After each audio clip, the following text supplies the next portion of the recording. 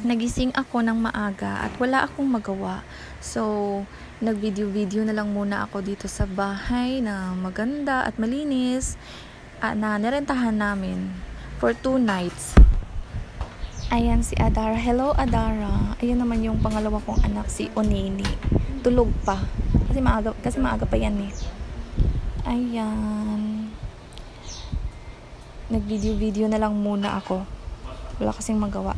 Ayan sa kusina. Nagluluto si Mama Patsy at yung aking husband. Nagluluto silang dalawa. Nagpe-prepare ng breakfast namin.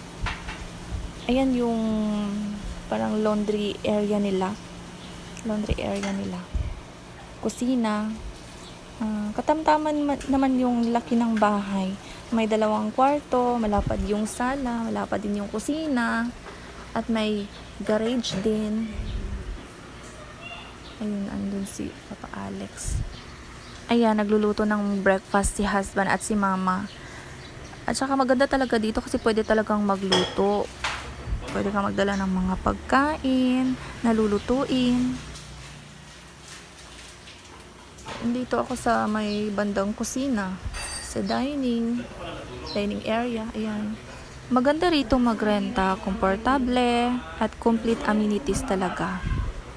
At masaya kapag kayo buong pamilya nagsama-sama rito. At ayan yung garahe.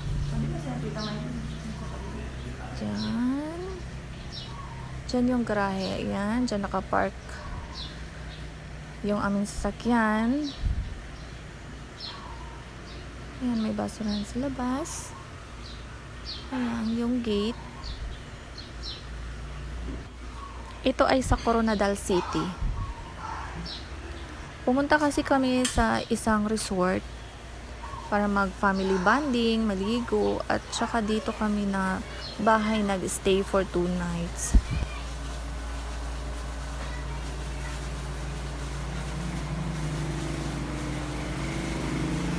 Ayan, sa labas yan siya. Sa garahe.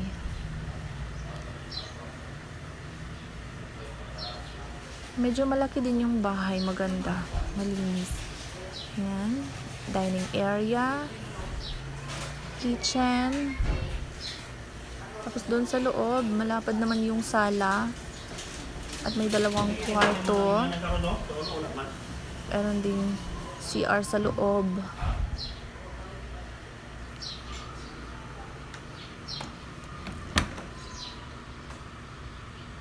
Ayan yung CR. Yung bathroom. Ayan, dyan yung shower area.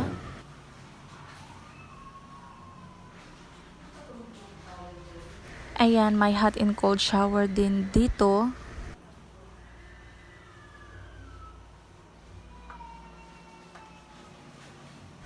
Buntis ako dito kay Aviana ng 3 buwan. Tulog pa rin yung mga kids. Busy pa si Tita Jade, oh. Ayan si Ate Adara. Ang sarap pa ng tulog ng isa. At pagkatapos namin mag-breakfast, pupunta na kaagad kami sa resort. Hanggang dito lang, bye!